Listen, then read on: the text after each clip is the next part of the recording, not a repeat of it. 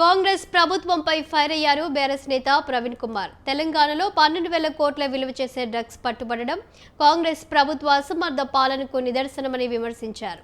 పక్క రాష్ట్రం పోలీసులు వచ్చి డ్రగ్స్ ముఠాను పట్టుకునే వరకు తెలంగాణ పోలీసులు ఏం చేస్తున్నారని ప్రశ్నించారు. రాష్ట్రంలో పెచ్చరిల్లుతున్న డ్రగ్స్ వ్యవహారానికి బాధ్యత వహిస్తూ సీఎం రేవంత్ రెడ్డి రాజీనామా చేయాలని డిమాండ్ చేశారు ఆయన. అక్రమంగా అడవుల నుంచి తూర్పు కనుమల నుంచి అక్రమంగా భద్రాచలం ద్వారా లేకపోతే కోదాడ ద్వారా లేకపోతే రకరకాల మార్గాల ద్వారా తెలంగాణకు డ్రగ్స్ వస్తున్నాయి. నాగపూర్ నుంచి వస్తున్నాయి, ఇప్పుడు థాయిలాండ్ నుంచి కూడా వస్తున్నాయని చెప్పి కొత్తగా మరి పోలీసులు చెప్తా ఉన్నారు. చాలా మంది కూడా మరి చెప్తా ఉన్నారు. సో ఈ థాయిలాండ్ నుంచి వస్తున్న డ్రగ్స్ కానీ లేకపోతే రకరకాల సరిహద్దు రాష్ట్రాల నుంచి వస్తున్న డ్రగ్స్ మీద మీ గేమ్ ప్లాన్ ఏంటి? మీరు ఎప్పుడైనా రివ్యూ చేసిండ్రా?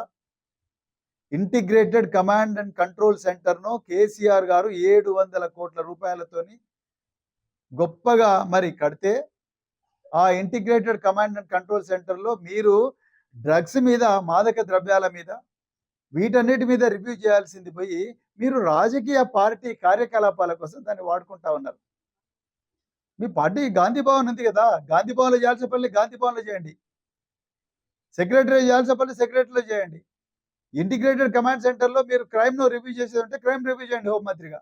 అది రాజకీయ కార్యకలాపాలకు వాడుకొని మీ మీనాక్షి నటరాజన్ గారు లేకపోతే నిరంజన్ దాస్ మున్షి గారు వీళ్ళందరూ వచ్చి మరి దీపాదాస్ మున్షి గారు వీళ్ళందరూ వచ్చేసి అక్కడ మీటింగులు పెడతా ఉన్నారు. అక్కడ పోలీస్ కమిషనర్ కూర్చుంటాడు, చాలా సీనియర్ అధికారులు కూర్చుంటారు, మీ డ్రగ్స్ డిపార్ట్మెంట్ కూడా అక్కడే ఉంటుంది. అక్కడ మీరు రివ్యూ చేయాల్సింది డ్రగ్స్ మీద, కానీ అవి చేయకుండా మీరు రాజకీయ కార్యకలాపాలు వాడుతున్నారు. ఎందుకు ఈ డ్రగ్స్ ఫ్యాక్టరీల మీద మీరు చర్య తీసుకోవడం లేదు? మీరు హోంమంత్రి కదా, మరి పోలీసు వాళ్ళందరినీ రివ్యూ చేయాలి కదా. 470% పెరిగిన కేసులు మీ హయాంలో. ఈ తెలంగాణలో 2024లో 3181 కేసులు రిజిస్టర్ అయినాయి. 5258 మంది అరెస్ట్ అయినారు. 18 మంది విదేశీయులు ఉన్నారు. ఇందులో 21,871 మాదక ద్రవ్యాలు ఇందులో సీజ్ అయినాయి. నిన్నటికి నిన్న 12,000 కోట్ల మాదక ద్రవ్యాన్ని మన పోలీసులు కాదు, మహారాష్ట్ర పోలీసులు చేసిండ్రు. మరి దీని మీద ఏం ఆన్సర్ చెప్తారు ముఖ్యమంత్రి గారు? ఎంతసేపు నేను డ్రగ్స్ డ్రగ్స్ డ్రగ్స్ ఛాలెంజ్, ఆ ఛాలెంజ్, ఈ ఛాలెంజ్ అంటారు. మరి ఈ ఛాలెంజ్ ఎవరు చూస్తారు?